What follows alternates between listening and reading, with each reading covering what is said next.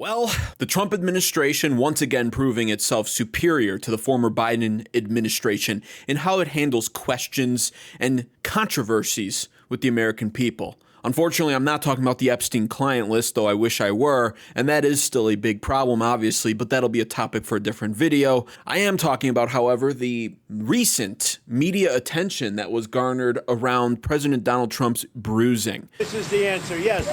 I still. Given Russia 50 days, what happens now? Do you talk to Vladimir Putin? Well, at the end of 50 days, if we don't have a deal, it's going to be too bad. Well, get more aggressive. Yeah, the tariffs are going to go on and other sanctions go on.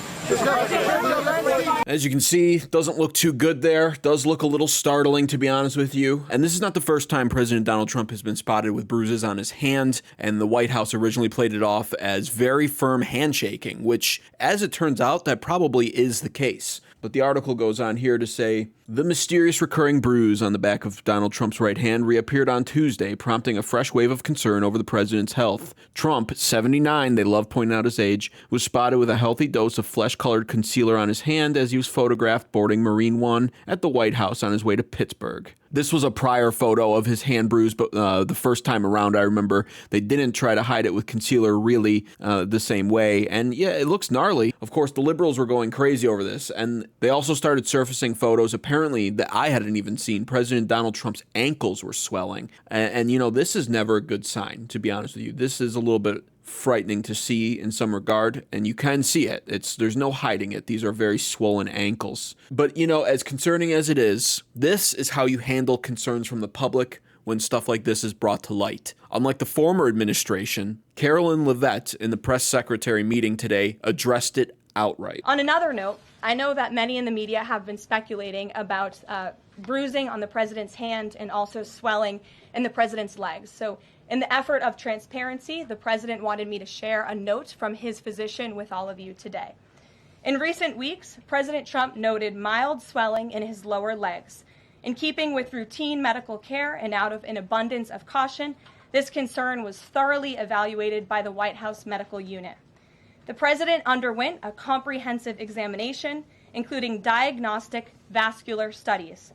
Bilateral lower extremity venous Doppler ultrasounds were performed and revealed chronic venous insufficiency, a benign and common condition, particularly in individuals over the age of 70. Importantly, there was no evidence of deep vein thrombosis or arterial disease. An echocardiogram was also performed and confirmed normal cardiac structure and function.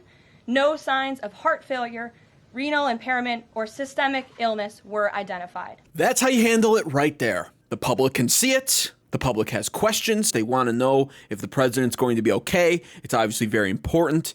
And that's how you handle it. Well, imagine that. The left has been publishing gotcha photos of swelling in President Trump's legs. Within just days, the White House announces every test done, his diagnosis, and that it's not serious. A total 180 from the Biden era. See how easy it is when you're fit for office? You can just come out and do this. Biden could never. And you know something? 100% spot on. Because let's not forget, this was what was happening during the Biden regime. Start your tape right now, because I'm about to tell you the truth. And F you if you can't handle the truth. This version of Biden is the best Biden ever. She knows so long as she was 9. In fact, I think he's better than he's ever been. President Biden has a photographic memory. His understanding and mastery of a complicated geopolitical situation is remarkable. He is sharp, intensely probing, and detail-oriented and focused. Jackie, are you here? Where's Jackie? I didn't think she was going to be here. I was sitting, 2 feet from him across the table, and he was, intense. Have trouble walking sometimes? Yeah, so did FDR. He wanted GD war. But he's totally focused. He's very sharp. They say he's sharp in meetings and so on. Very lucid, very well informed. Biden is stately, and he comes with gravitas. There hasn't been, as far as I know, a single claim that Biden made a mistake. Ageism is an issue. Americans have a rich history of holding people's physical characteristics against them. Okay, you can ask African Americans. He's older. that doesn't mean that he is unfit, and there's a lot of ageism there. Oh, liberal hypocrisy never ceases to amuse, especially with the benefit of hindsight. I love pulling up stuff like that for that reason. Ageism is a problem, yet all you hear online from liberals are how old President Donald Trump is. 79 years old. He's unfit for office because of his age. Wow, isn't that something? It's almost as if they expect us to forget that our previous president was an old dementia-ridden hospital patient, basically, at the Resolute desk with an auto pen acting for him that we now know is becoming more true and falling all the time. I mean, this was Joe Biden in front of the public.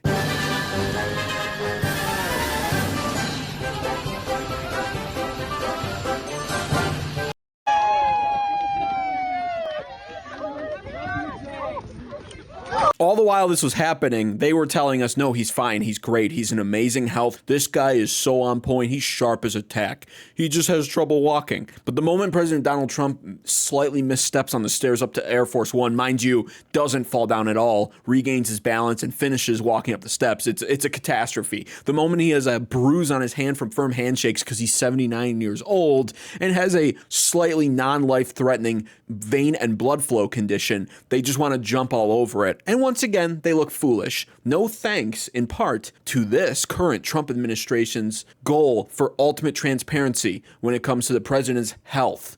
We the people deserve to know that. And it's refreshing to see, because all the while Biden was in office, we knew that the guy was declining rapidly. That was our leader. That was our world leader. And he made America the laughingstock of the world while he was president. Thank God that the Biden regime is gone.